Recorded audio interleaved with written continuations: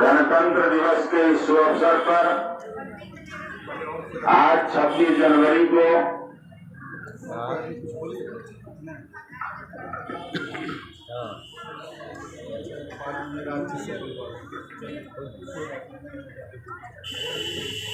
और कौन सी इस राष्ट्रीय पर्व पर पूरे हिंदुस्तान में हर्षोल्लास के साथ गणतंत्र दिवस का आयोजन हो रहा है। साथ ही मोहम्मदीपुर पंचायत भवन पर माननीय मुखिया कल्पना देवी जी के नेतृत्व में झंडोत्तोलन का कार्य संपन्न हुआ। आप तमाम बंधुओं को जो यहाँ हैं और जहाँ तक आवाज जा रही है, सभी लोगों को गणतंत्र दिवस की शुभकामनाएं। कुर्सी यहाँ पर लगा। अब हम चाहेंगे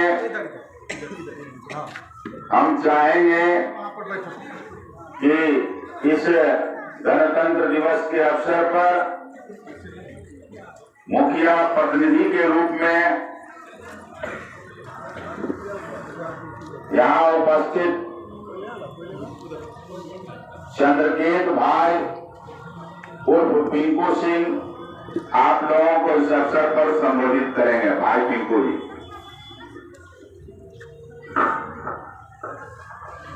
राष्ट्रीय पर्व गणतंत्र दिवस के शुभ अवसर पर आप तमाम अभिभावक, नौजवान साथी, माताएं बहनें, छात्र छात्राएं इस पंचायत भवन मोहम्मदीपुर के परिसर में आप उपस्थित हैं। सभी लोगों को मैं प्रणाम करता हूं, नमस्कार करता हूं और आदाब करता हूं। आज इस मौके पर, आज गणतंत्र दिवस के मौके पर इस परिसर में आप तमाम लोग बैठे हुए हैं। इस गणतंत्र दिवस के महत्व को भी सब लोग जानते हैं कि गणतंत्र दिवस का क्या महत्व है। आज ही के दिन भारत का संविधान आजादी के 3 साल बाद भारत का संविधान बनकर और गणतंत्र के रूप में भारत के संविधान स्थापित हुआ। और यही भारत का संविधान है जिस संविधान के तहत आप मतदाता मालिक के रूप में बैठे हुए हैं और मैं आज आपके सेवक के रूप में खड़ा हूँ। यही गणतंत्र का महत्व है कि हर एक भारत के नागरिक को, चाहे वो हिंदू हो कि मुसलमान हो कि सिख हो कि ईसाई हो, तमाम लोगों को जो अधिकार मिला है, आप ही सरकार बनाते हैं, आप ही का सरकार होता है, आप मालिक होते हैं और जो जिसको आप चुन कर नियुक्त करते हैं वो मालिक नहीं होता है, वो एक सेवक होता है। वो सेवक भाव से सेवक के रूप में आपके सेवक का अर्थ भी आप समझते हैं कि किस तरह से सेवक आपके बीच जाकर और सेवा करने का काम करता है, उसी का नाम सेवक है। चाहे वो देश में, चाहे लोकतंत्र की सबसे बड़ी पार्लियामेंट का चुनाव हो, एमएलए का चुनाव हो या मुखिया का चुनाव हो या वार्ड मेंबर का चुनाव हो, सभी आपके सेवक हैं और आप भी उसके मालिक हैं। इसलिए मैं आप तमाम जनता मोहम्मदीपुर के जनता मालिकों से आज करना चाहता हूँ। आपको याद हो या ना हो, मुझे याद है जब मैं पिछले बार 15 अगस्त को जब मैं इसी तरह से आप लोगों के बीच कुछ अपना संदेश दे रहा था तो मैंने कहा था कि एक एक पैसे का 2 साल जो बीते हैं, 1 साल जो बीते हैं, एक एक पैसे का मैं हिसाब दूंगा। लेकिन आज हमें खेद है कि मैं 2-3 महीना अस्वस्थ हो गया और स्वस्थ की स्थिति में सारे हिसाब नहीं बना पाए हैं। लेकिन याद रखिएगा, मैं आने वाले 15 अगस्त को आपके पंचायत में जिस मद में जितनी राशि मिली, जिस मद में मैंने चाहा जो खर्च किया, वो तमाम खर्च का ब्यौरा भी आपके नजदीक प्रस्तुत करेंगे। आपको यह भी याद होगा कि जब मैं चुनाव लड़ा था, मैं आप लोगों से कहा था कि गरीब गोरा किसान मजदूर का जो कल्याण का योजना है उसमें 1 रुपया नहीं लेंगे और 1 रुपया किसी को लेने भी नहीं देंगे। लेकिन ये भ्रष्टाचार का जड़ बड़ा मजबूत है, इसमें आपकी निरंतर हमको सहयोग की जरूरत है। जब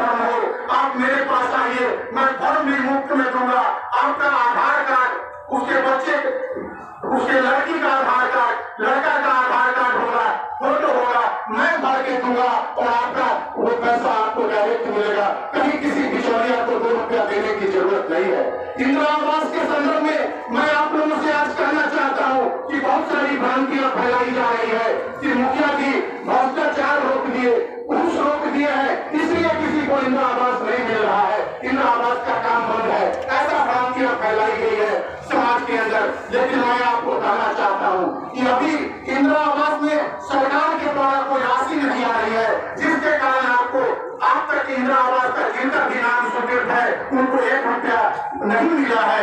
इसका मतलब ये नहीं है कि भ्रष्टाचार रोक देने के कारण आपको इंदिरा आवास नहीं मिला है।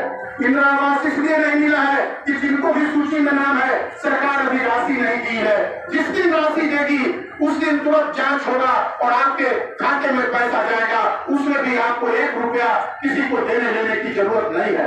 अगर कोई 1 रुपया 2 रुपया अगर कोई पैसा मांगता हो और दलाली करने का प्रयास करता हो, आपका सहयोग होगा, हम निश्चित तौर पर उस पर कार्रवाई करेंगे और उसको जेल भेजने का काम करेंगे।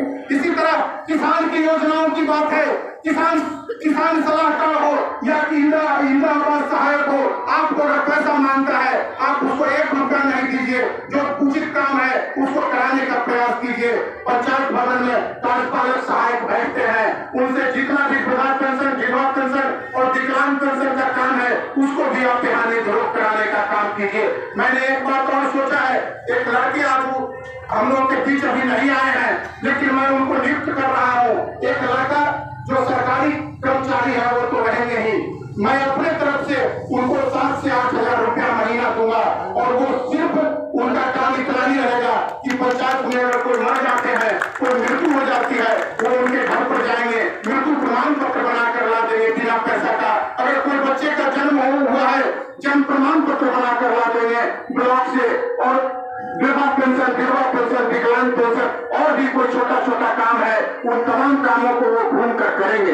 उनको मैं अपने निजी कोष से 7 से 8 हजार रुपया देने का काम करूंगा। लेकिन आप लोग को मैं बार बार निवेदन करता हूं, हाथ जोड़कर भी निवेदन कर रहा हूं कि आप भ्रष्टाचारियों से लड़िए, भ्रष्टाचार से लड़िएगा, उसमें मेरा पूरी सहयोग रहेगा, आपका आवाज होगा और लड़ने का काम मैं करूंगा और इस पंचायत से भ्रष्टाचार को मिटाने का काम करूंगा।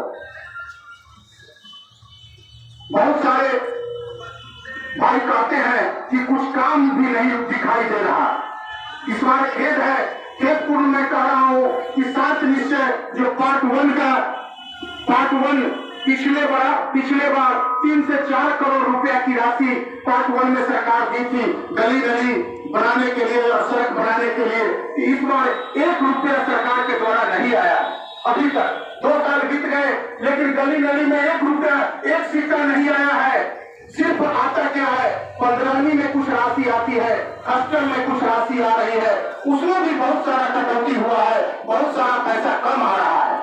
जितनी संसाधन आ रही है उतने ही संसाधन में आपको मैं कहना चाहता हूँ कि कहीं कोई जरूरी काम बुझाए तो निसंकोच आज आप यहाँ लिखा दीजिए, उसको मैं प्राथमिकता के आधार पर करने का काम करूंगा।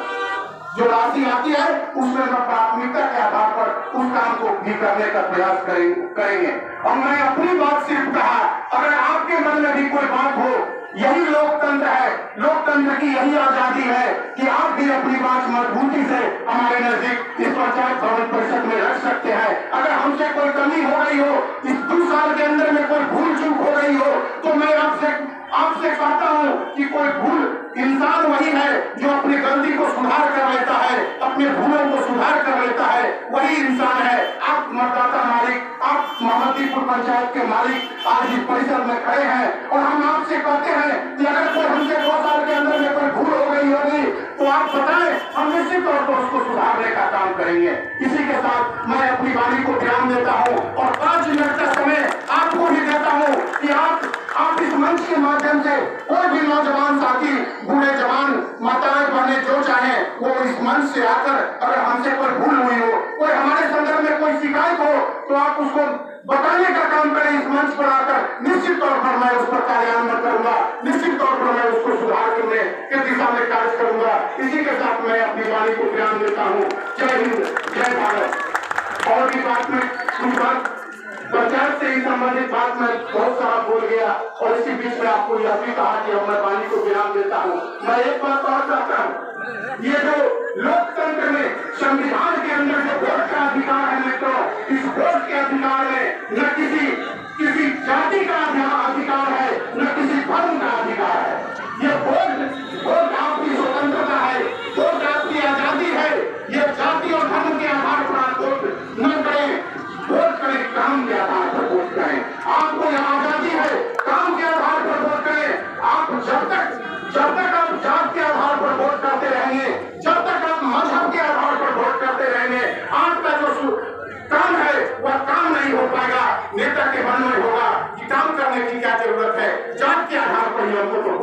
जाएगा।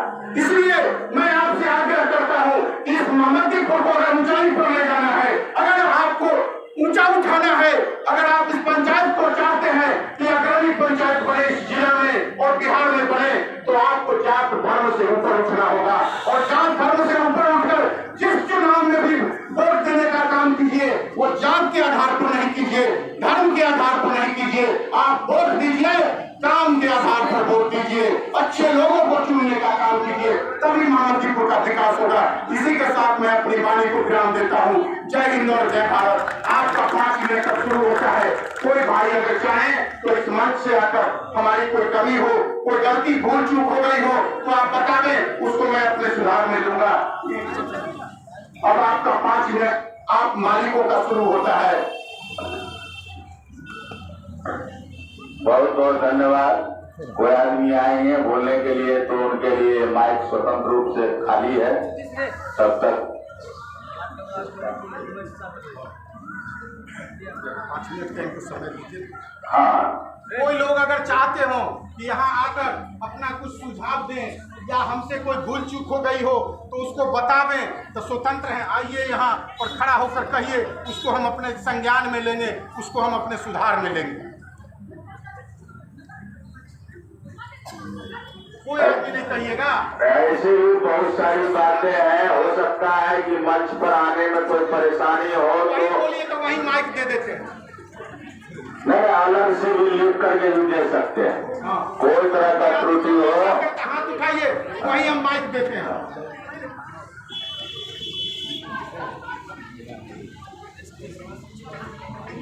करिए बच्चे को। हाँ, देखिए, इसी गांव की बच्ची है और इस विद्यालय की बच्ची है। कई वर्षों से यहाँ पर झंडा गीत और राष्ट्रगान का प्रस्तुति देते आई है। आज मुखिया जी को इच्छा हुई इन बच्चों को कुछ पुरस्कृत किया जाए, तो आइए मुखिया जी बच्चों को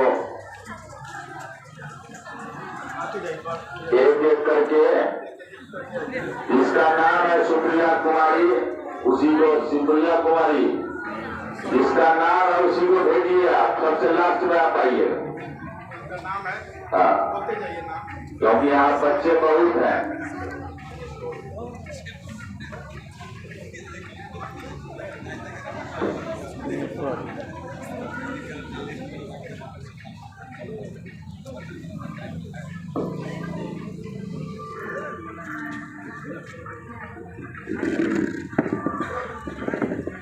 ताली भी आप लोग बजाइए।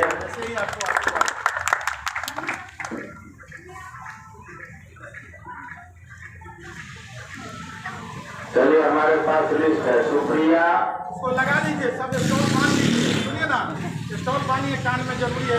कान में पानी है, जो मिला है उसको आज कान में पानी है, लगा के रखिए। बंदा भी बहुत है।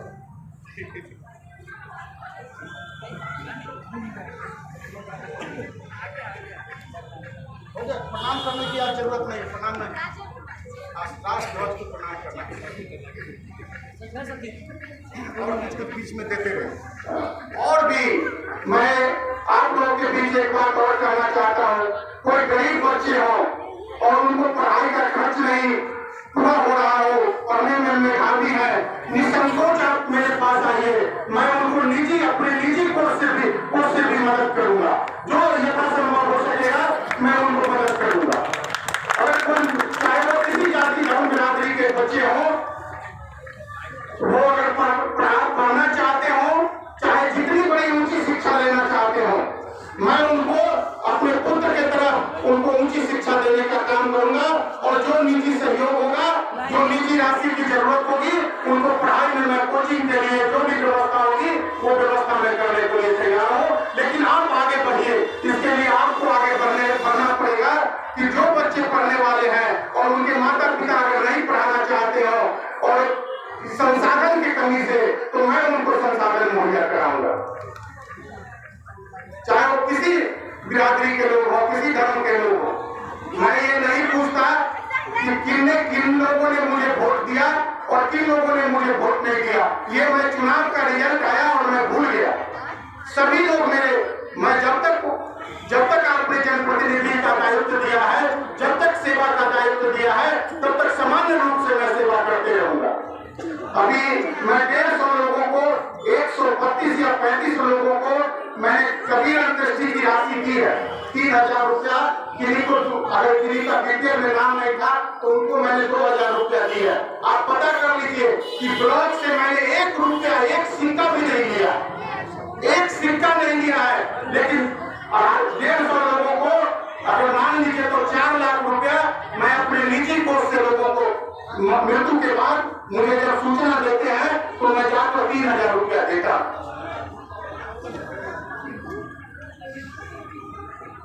और सब लोग, कोई आदमी ऐसे नहीं जाएंगे, थोड़ा धैर्य बनाएंगे और सब लोग प्रसाद खाकर ही जाएंगे। आइए बैठिए, अंदर आइए, अंदर आइए ना, आइए अंदर आइए।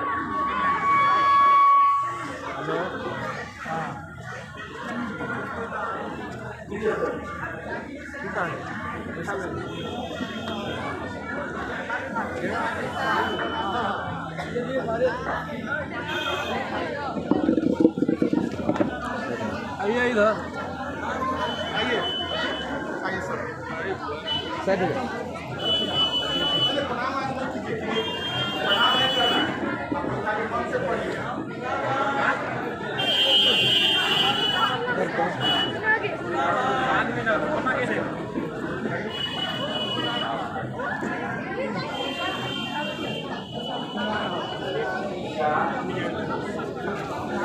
आराम से सब लोग बैठ कर लीजिए प्रसाद। एक आदमी भी कोई बिना प्रसाद के मत जाइएगा।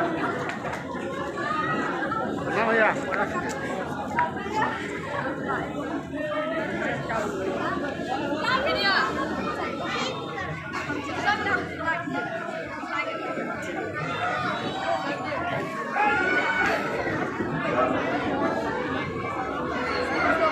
चलिए, बच्चियों को पुरस्कृत करने के लिए माननीय मुखिया जी और पंचायत को बहुत बहुत हम धन्यवाद देते हैं एज ए शिक्षक। अब आप लोगों से अपील है कि 11 बजे से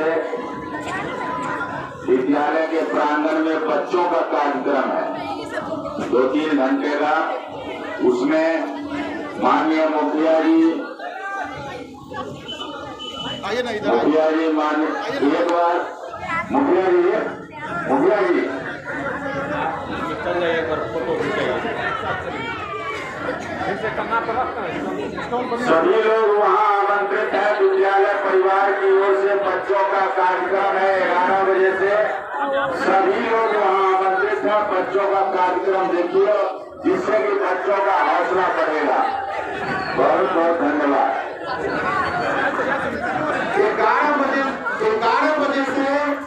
11 बजे से आपके इसके उच्च विद्यालय मनिया के प्रांगण में बच्चों का कार्यक्रम रखा गया है। उस कार्यक्रम में भी आप भाग लें और बच्चों को उत्साहित और प्रोत्साहित करें। देखिए, जीवन में अगर मानव को आगे बढ़ना है तो उसकी मूल शिक्षा ही है। शिक्षा के बगैर आप आगे नहीं बढ़ सकते हैं। जो संविधान बनाने की एक कमेटी बनी थी और उस कमेटी के अध्यक्ष के रूप में भीमराव अम्बेडकर साहब को संविधान कमेटी का अध्यक्ष बनाया गया था। और उन्होंने जो संविधान की रचना की, संविधान को लिखा और आपके नजदीक प्रस्तुत किया, तो उन्होंने भी कहा कि शिक्षा के लिए कहा कि हर लोग शिक्षित बनो। अगर शिक्षित नहीं बनोगे तो तुमको कोई न कोई ठग के चला जाएगा। आप शिक्षित होंगे तो आप अपने अधिकार को खोज सकते हैं कि मेरा क्या अधिकार है, भारत के संविधान में मेरा क्या महत्व है, मेरी क्या भूमिका है, इसको आप समझ सकते हैं। तो आपको आधा पेट खाइए लेकिन बच्चे को पढ़ाइए, बच्चे को स्कूल भेजिए, बच्चे को पढ़ाने का काम कीजिए। आधा पेट खाकर भी बच्चे को जब पढ़ाइएगा तो ये भारत का संविधान आपको एक महान आदमी बनाने का ताकत देगा। आपके के जब बच्चे पढ़ेंगे तो शिक्षक बनेंगे, इंजीनियर बनेंगे, डॉक्टर बनेंगे, व्यवसायी अगर बनेंगे तो एक कुशल व्यवसायी बनेंगे। और जब हमारा समाज शिक्षित होगा तो समाज में शिक्षा होगा।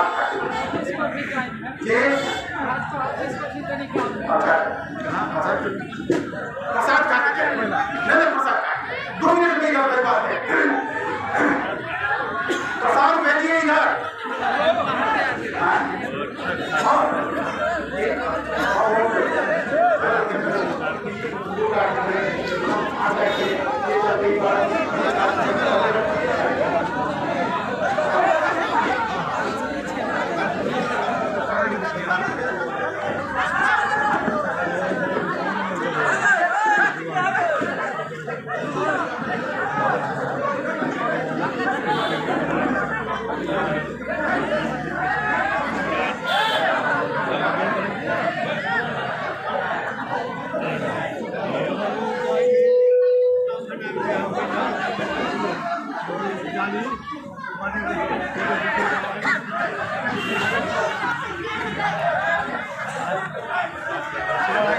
ना राजीव जी बोलिए, इधर सब आदमी को प्रसाद देना।